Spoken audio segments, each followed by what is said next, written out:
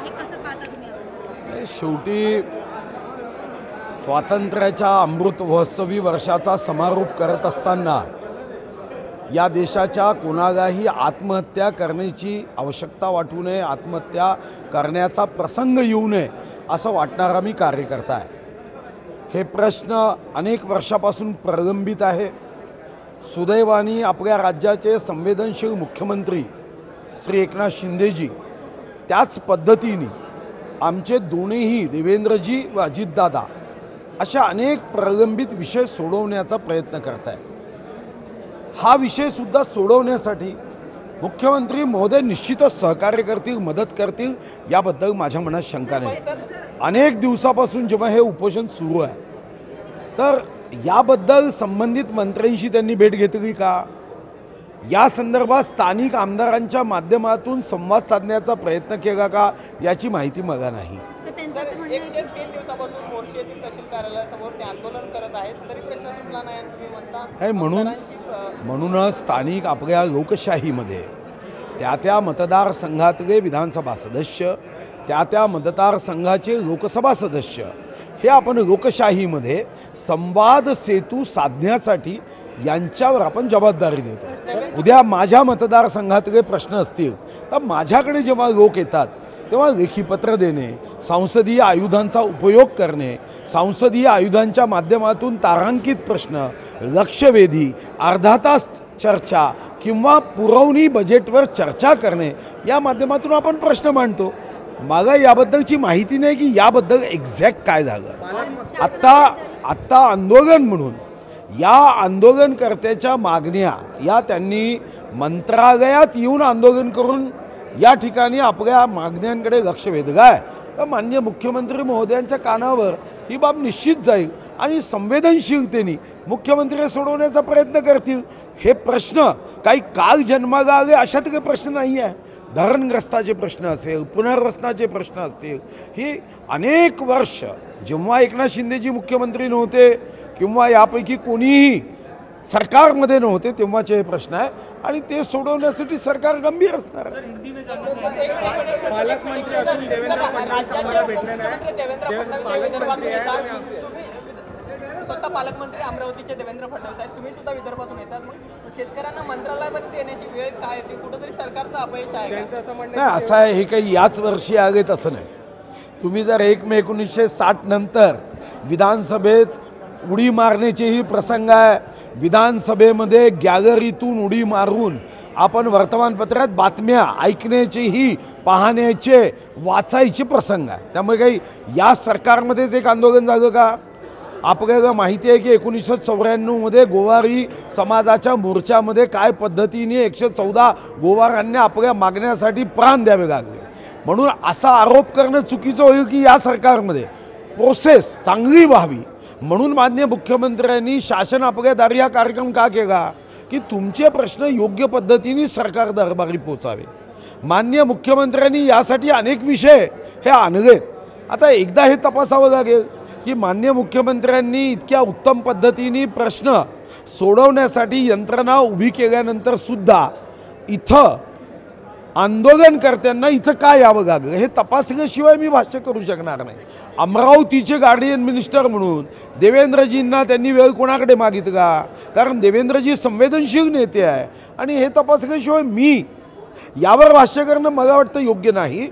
पण सरकारने प्रचार प्रसिद्धीच्या माध्यमातून या ज्या काही यंत्रणा उभ्या केल्या आहे, या यंत्रणा या सेवा कायद्याच्या माध्यमातून केलेले कायदे हे लोकांपर्यंत पोहोचवण्याची आवश्यकता आहे। आपल्या दारी या कार्यक्रमाच्या माध्यमातून तुम्ही सर्वसामान्यांच्या जनतेपर्यंत पोहोचण्याचा प्रयत्न करतात, मात्र 105 दिवसापासून यांचं आंदोलन सुरू आहे, मग यांच्यापर्यंत सरकार का पोहोचलं नाही हा प्रश्न या निमित्ताने उपस्थित नाही। शासन आपल्या दारीमध्ये काही पद्धत विकसित केली आहे, त्याचे काही पोर्टल आहे, व्हॉट्सॲप आहे, तिथं फोनच्या यंत्रणा आहे, आपण त्या माध्यमातून देतो।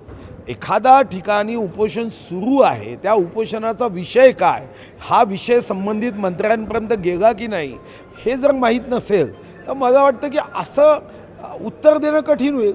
हा विषय शेवटी माझा नाही आहे. या विषयावर संबंधित मंत्री महोदयांना त्यांनी माहिती दिली का? आज माझा प्रश्न दुसरा पडतो. आता तुम्ही चॅनल्स चालवता, 102 दिवस झाले, तुम्ही का बातमी नाही दाखवली? तुम्ही यावर कधी परिसंवाद का नाही केला? यावर चर्चा का नाही केली? याचं साधं कारण आहे, तुमच्यापर्यंत ही बातमी पोहोचलीच नाही. असं होण्याची शक्यता आहे. ताडोबा व्याघ्र प्रकल्पाचं बुकिंग अनिश्चित काळासाठी रद्द केलेलं आहे. यामध्ये मोठा भ्रष्टाचार झाल्याची माहिती समोर येते. तुमच्या विभागांतर्गत हे काय सांगाल? नाही, अनिश्चित काळासाठी बुकिंग बंद केलं नाही. असंही 1 ऑक्टोबरपर्यंत भारत सरकारच्या नियमानुसार टायगर प्रोजेक्ट बंद असतो. या अगोदर 3 वर्षापूर्वी 2020मध्ये उद्धवजी असताना त्यांनी एका सॉफ्टवेअर कंपनीला काम दिलं होतं. त्यांनी हिशोब दिला नाही म्हणून त्याच्याविरुद्ध FIR दर्ज करण्यात आला आहे आणि त्याचं काम थांबवण्यात आलं. 2020ला जे ॲग्रीमेंट उद्धवजी असताना केलं त्याची पुन्हा एकदा FIR लावून चौकशी केली जात आहे. पुण्याचे पालकमंत्री चंद्रकांत पाटील यांनी मुख्यमंत्र्यांना पत्र लिहिलं आहे. कुठेतरी अजित पवारांनी जे आहे ते डिप्युटीचा निधी रोखलाय अशा प्रकारची नाराजी व्यक्त केलेली आहे. काय अजित पवारांनी पुण्यातला डिप्युटीचा निधी रोखलाय असं पत्र चंद्रकांत पाटलांनी मुख्यमंत्र्यांना लिहिलेलं आहे. कसं बघताय? नाही, असा निधी कोणी रोखूच शकत नाही. आता हे पत्र चंद्रकांत दादांनी देताना मला माहीत नाही निधी कसा रोखता येईल. त्याचा एक सर्वसामान्य GR राज्याचा निघतो आणि या सर्वसामान्य GRमध्ये नियोजन विभागाच्या जो निधी हा DPDCसाठी आपण ज्या नियतव्ययाला मंजुरी देतो दर महिन्याला त्यापैकी जितका टक्के निधी हा उपलब्ध करायचा असतो, वितरित करायचा असतो, तो वितरित होतो.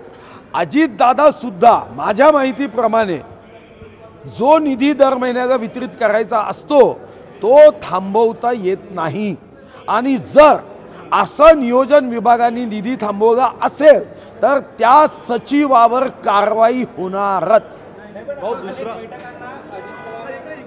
भाजपच्या आमदारांना निमंत्रण नसतं पुण्यात, त्यासोबतच पुणे जिल्ह्यात अजित पवारांचा वाढता हस्तक्षेप आहे अशी तक्रार देखील मुख्यमंत्र्यांकडे केल्याची माहिती आहे. नाही, असं आहे, मी ते पत्र वाचलं नाही. चंद्रकांत दादा आमचे अतिशय जवळचे मित्र आहे, त्यांनी कधी अशी भावना व्यक्त केली नाही. आता तुमच्या हाती पत्र कधी आलं, कसं आलं, आता आमच्या कोर टीमच्या बैठकी होतात त्यामध्ये दादा असंच कधी म्हणाले नाही. त्यामुळे तुम्ही दादांना विचारलं तर जास्त चांगलं होईल. 2 दादाच्या मधात मी काही बोलणं उत्तम नाही. 2 दादांच्या मधात देवेंद्रजी हे त्यामध्ये दादागिरी कोण करताय हे सांगण्याचा अधिकार मात्र देवेंद्रजी. रुक रहा हूं ना भैया, ऐसा क्यों कर रहे? एक पूछो, मैं जवाब, मैं ऐसा कभी निकल के जाता नहीं हूँ भैया. सुधीर भाऊ, इंडियाची बैठक 31 तारखेला आहे, त्याच दिवशी महायुतीची बैठक आहे. कुठेतरी महायुती सुद्धा शक्ती प्रदर्शन करू पाहत आहे का? नाही, महायुती तर महाराष्ट्राची आहे. इंडिया हे देशाचा सत्तांध लोकांचा एकत्रित संघ आहे. महायुतीची बैठक असेल तर ती सेवेसाठी आहे, यांची बैठक फक्त सत्तेसाठी आहे. आमच्या बैठकीत महाराष्ट्राचे विविध प्रश्न सोडवण्याची चर्चा होते. यांच्या बैठकीत प्रश्नाच्या ऐवजी सत्ता कशी प्राप्त करायची ही टूलकिट कशी करता येईल, खोटं कसं बोलता येईल, राहुल गांधींच्या लग्नाची चर्चा कशी करता येईल यासाठी त्यांची बैठक होते. आता इंडियामधून NDA बाहेर केला, इंडिया या शब्दातून NDA बाहेर झाला तर फक्त 2 शब्द शिल्लक राहतात, आय आणि आय. मी आणि मी यांच्या बैठकीत फक्त आणि फक्त आय आणि आय, मी आणि मीची चर्चा होते. लक्ष डायव्हर्ट करण्यासाठी अशा पद्धतीने बैठक घेण्यात आली असं देखील यार, जसं राम मंदिरच्या वेळी जो काही अनुचित प्रकार घडवू शकतात सत्ताधारी, असे थेट आरोप संजय राऊत यांनी केले. नाही, असं आहे, असे आरोप करायचे आणि स्वतःच मग अशा घटना करण्याचा प्रयत्न करायचा. पण मी देशाच्या महाराष्ट्राच्या जनतेला आश्वस्त करतो, हे मोदीजी आहे, पाताळात जरी गेला ना तुम्हाला तिथं ठेचतील, कायद्याच्या चापकानी अशा फोडतील की तुमच्या पिढीला 10 जन्म घेतले तरी या चापकाच्या पाठीवर वर दिसतील. जर तुमच्या मनात सत्ता प्राप्त करण्यासाठी असं पाप असेल तर हे पाप मनातून दूर करा, अन्यथा एवढे पस्तावाल सत्तेसाठी जर असा खोटा अपप्रचार करून आग लावण्याचा प्रयत्न करत असाल तर मात्र हे धोकादायक आहे, एवढं मी नक्की सांगतो. ते पण संजय राऊत असं पण म्हणते की मला धमकी देऊ नका, मी उघडं पाडल्याशिवाय राहत नाही. तर पाडा ना, कोण उघडं पाडाय का, त्यांना नाही म्हणतं काय. पण तुमच्याकडे जर देशभक्ती राष्ट्रभक्ती आहे, तुमच्याकडे एवढूसाही मुंगी एवढाही जर काही तुमच्याकडे याबद्दलची माहिती असेल तर देशाला द्यायची नाही, पत्रकारांना द्यायची. देशाचं रक्षण करणारे जे विविध पोलीस विभाग आहे, आर्मीचे विभाग आहे, CBI आहे, याला माहिती नाही द्यायची. कोणाला माहिती द्यायची? हा कोणता स्वार्थ आहे, हे कोणती देशभक्ती आहे, हे कोणती राष्ट्रभक्ती आहे? मला वाटतं की हे शंकास्पद आहे. खरं तर माननीय देवेंद्रजी या बाबतीमध्ये लक्ष देऊन अशांकडून माहितीसाठी पोलीस यांच्या घरी पाठवली पाहिजे आणि ही माहिती येईपर्यंत पोलिसांनी यांच्या घराच्या बाहेर जाऊ नये.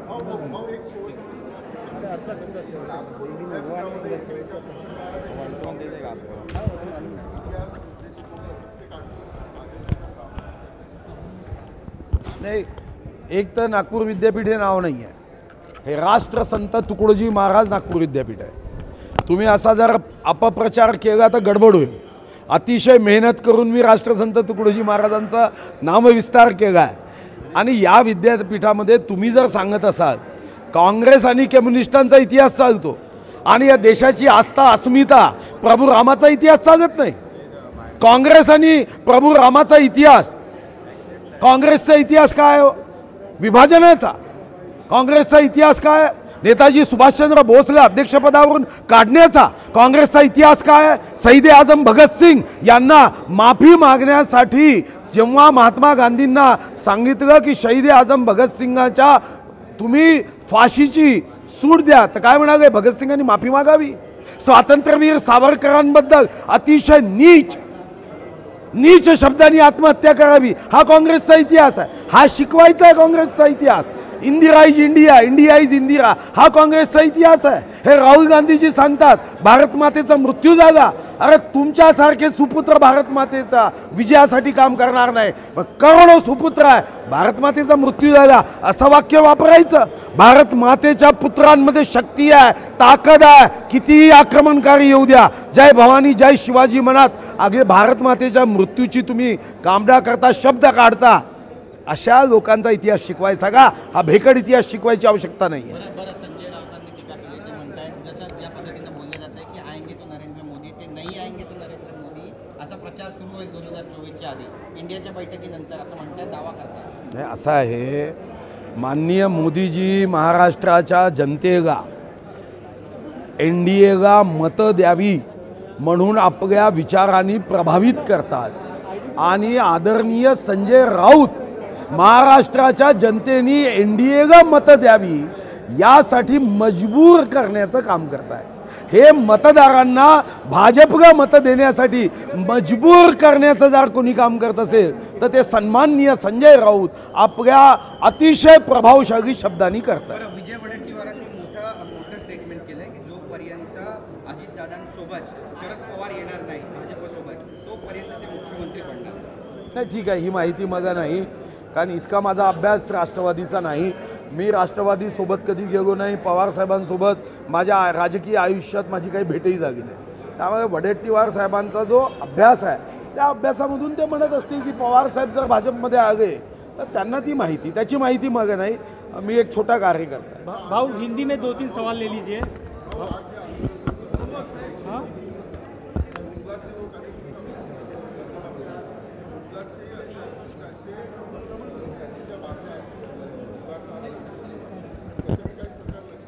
नाही देईल ना. मागेही माननीय देवेंद्रजी गृहमंत्री असताना होमगार्डच्या बाबतीमध्ये चांगले निर्णय केले.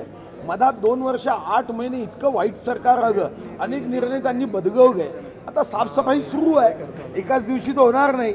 2 वर्ष 8 महिन्याचे वाईट कामाची साफसफाई 2 महिन्यात होणार नाही, याला काही कालावधी लागेल. भाऊ हिंदी में 2-3 सवाल ले लीजिए.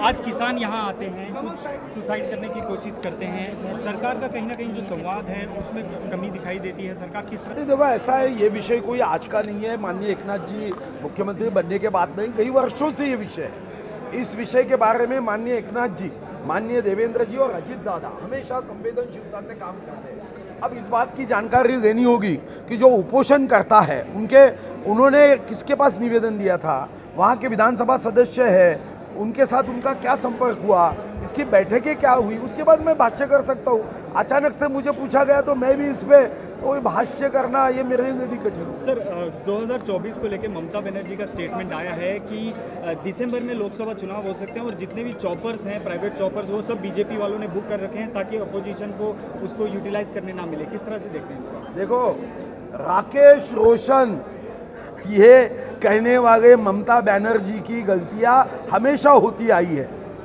जिन्होंने कहा कि अवकाश में से राकेश रोशन गए थे। अब ऋतिक रोशन भी इस विषय को लेकर गंभीर बात करेंगे कि मेरे पिताजी बिना बताए अवकाश यान में कैसे गए। तो ऐसे मुख्यमंत्री है जिनको सामान्य ज्ञान नहीं है, वो अपनी हवाएं फैलाना, टूलकिट करना, देश के लोगों में भ्रम निर्माण करना। क्यों दिसंबर में चुनाव होंगे? क्यों होंगे? अरे ये मोदी जी है, दिसंबर में चुनाव लेने की आवश्यकता क्या है? मुझे समझ में नहीं आता कि हमारे यहाँ के विरोधी पार्टी के नेताओं को भगवान ने जबान दी है।